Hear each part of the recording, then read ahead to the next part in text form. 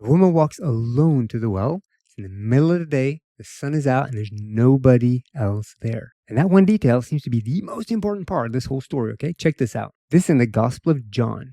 And there's a story about this lady who goes out in the outskirts of the town to draw water from this well. And the place is called Samaria, where she lived. This well is probably the most important place in town because everyone goes there for water. And that's where everyone gets out to gossip, to chit chat about what's going on, right? It's where the neighbors meet, where like life is happening because everyone goes there at the same time. The Bible says something really interesting, and that is it mentions the time of the day. Let me just read this, okay? This is in John 4, 6, and 7. So John writes, Jacob's well was there, and Jesus, tired as he was from the journey, sat down by the well. It was about noon.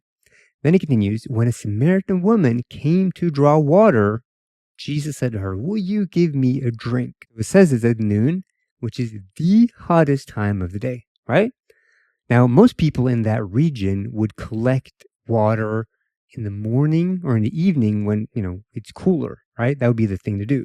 And that's when people would hang out and chit chat and see what's going on. But this woman, she's not coming in the morning or in the evening. She's coming at noon in the middle of the day. Why in the world would she do that?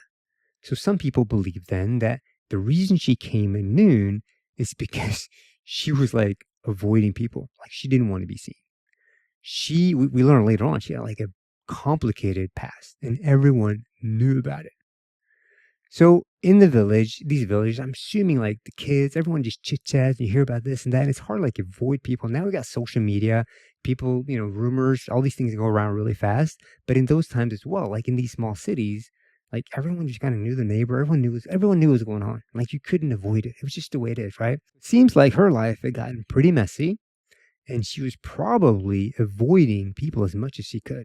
Go at noontime. She probably wanted to avoid all these conversations, or just the looks from the kids or from whoever the neighbor, or be hey, it's her again, whatever, So imagine this, okay? This is the scene.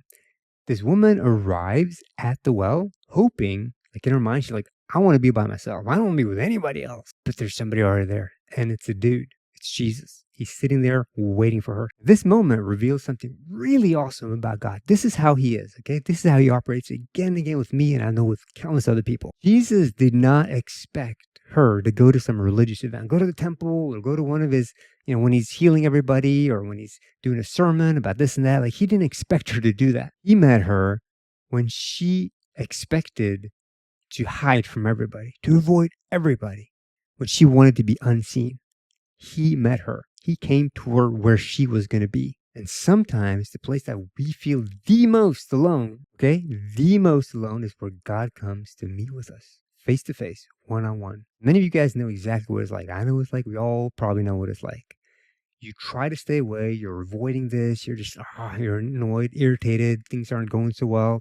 Life is complicated and you're just staying away from people. Yet this story, it just suggests something very, very surprising. And that is that Jesus already knew that she would be there.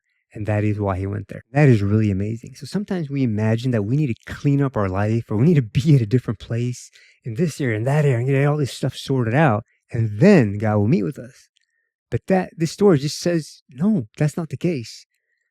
When you're at your worst, when your life is super messy, super complicated, and you're just avoiding everybody, Jesus will go out of his way and meet with you. He doesn't expect you to be something or become something else. He just wants you to be who you are at this moment. And now is when he wants to meet with you. And I think that is very, very beautiful. So to encourage you, I don't care where you're at in life, man. Same thing with me. Sometimes I'm man, this area, oh goodness. We all have these specific areas. And some of you, I know that's been sometimes me too. I was I don't want to even go meet with God. I want to stay completely away. I feel like my entire life is just a mess. I felt that sometimes. And I'm sure maybe you can relate as well. So in closing, think about this. Maybe there's one area, relationship, marriage, finance, whatever it might be, work. It can be a million different things. What area is it that you're not meeting fully with God?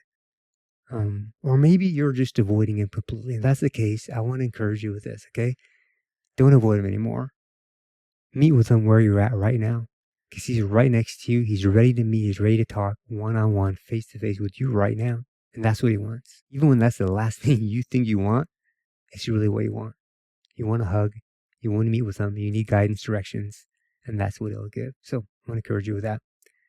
Cool. Hope you're doing well. All right. Take care. Bye.